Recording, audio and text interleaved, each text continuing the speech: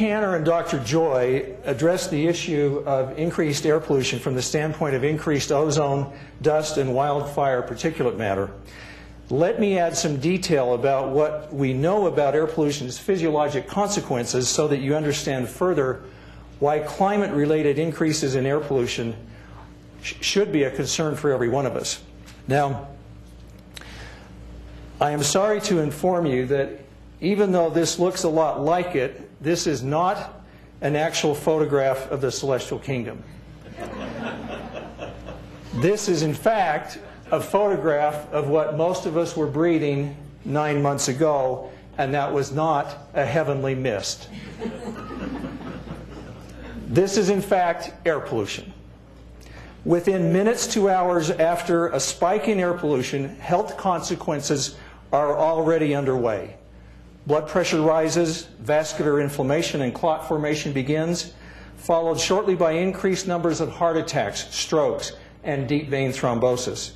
Community mortality rates may stay elevated for as long as 30 days after an episode of air pollution that has ended, even if that episode only lasted 24 hours.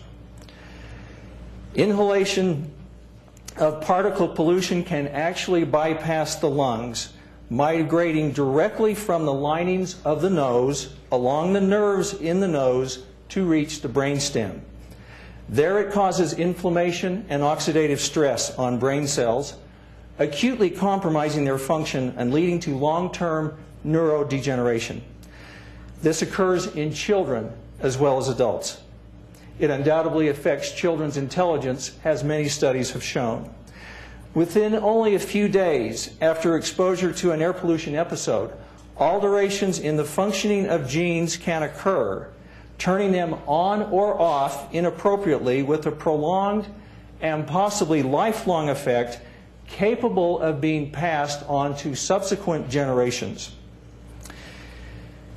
Now, we have focused on readily identifiable direct consequences to public health in Utah. However, billions of people in poorer countries will be at even greater health risk because of their lack of resources to mitigate climate crisis's effect on agriculture, food security, water security, sanitation, population migration, and much greater vulnerability to the hazards of extreme climate events.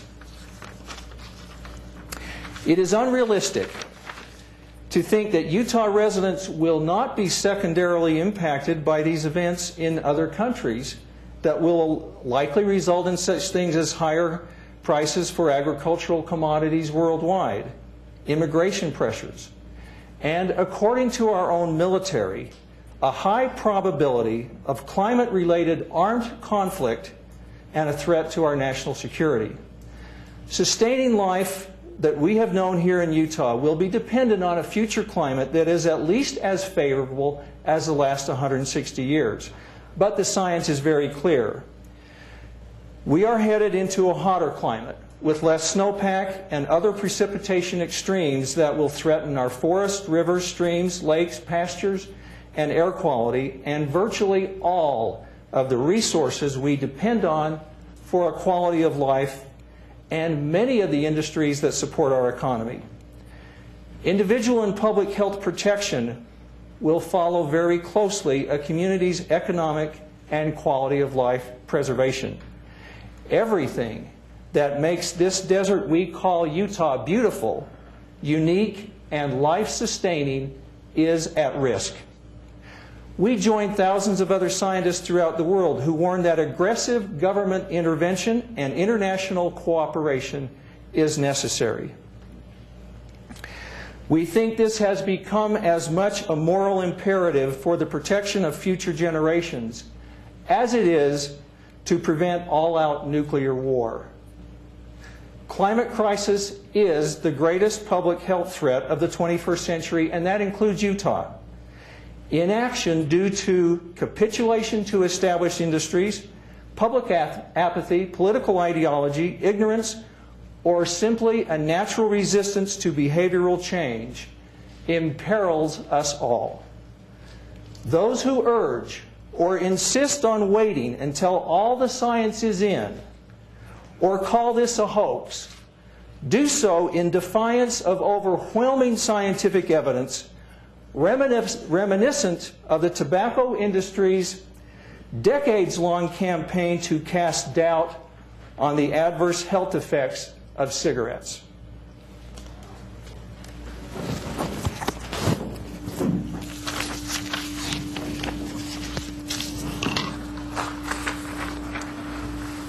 I guess I get to dress you.